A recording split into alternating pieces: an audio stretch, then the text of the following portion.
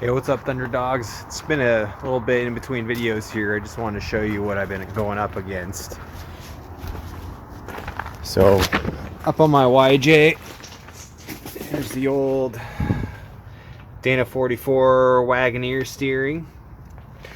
It's the original steering system. I decided to go ahead and upgrade to this quasi 1-ton, 1.25" Dom tube. Over on this side, eventually I'll build a bracket to make that double shear. But the problem I'm having is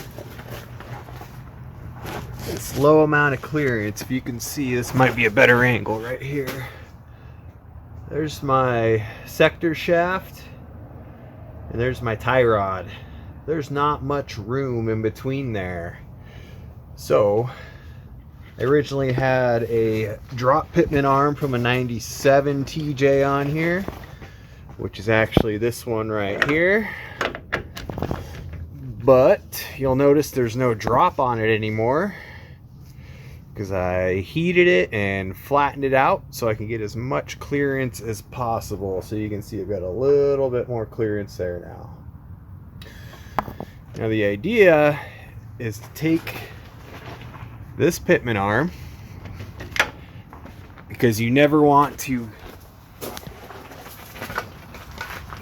heat and bend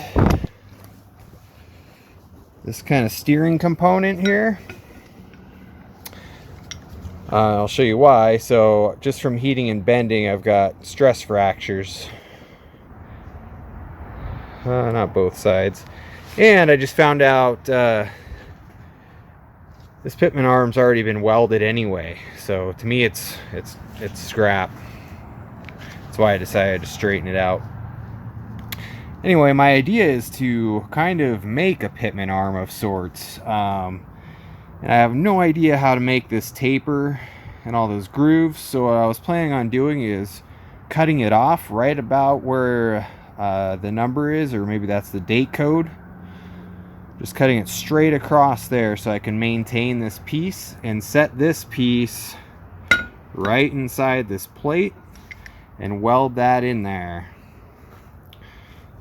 On this side, if I decide to stick with that heim joint, I might just put a chromoly sleeve in there, or I might taper it out to use a 1-ton ball joint, because that'll give me about an extra ½ inch of clearance over the heim joint.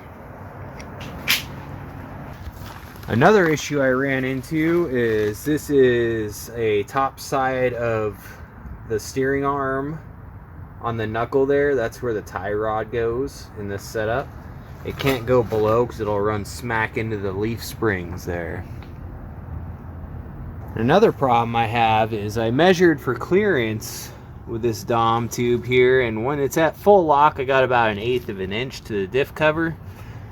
Problem is I got 3/8 inch plate diff covers to install on here, so that means I have to get some offset joints. They make 1-inch offset joints for this, but they come in a 7/8 inch thread, so I'm gonna have to recut this Dom tube and use it as my drag link from the pitman arm over to my passenger side steering knuckle, and then I have a whole new piece of Dom tube I'll recut for the offset so everything fits right. I could just go back to the original steering. It's only a few $100, but I don't want to break out in the middle of nowhere, so I think I'm going to continue on this path and see if we can't figure everything out. Get at least 3 inches of down travel would be great. 4 inches would be stellar. I don't know if that's going to happen, so stay tuned, find out. Hey Thunderdogs, thanks for sticking around for the whole video. As a bonus, I wanted to show you guys these really awesome dog toys we found for Diggy and Chonky.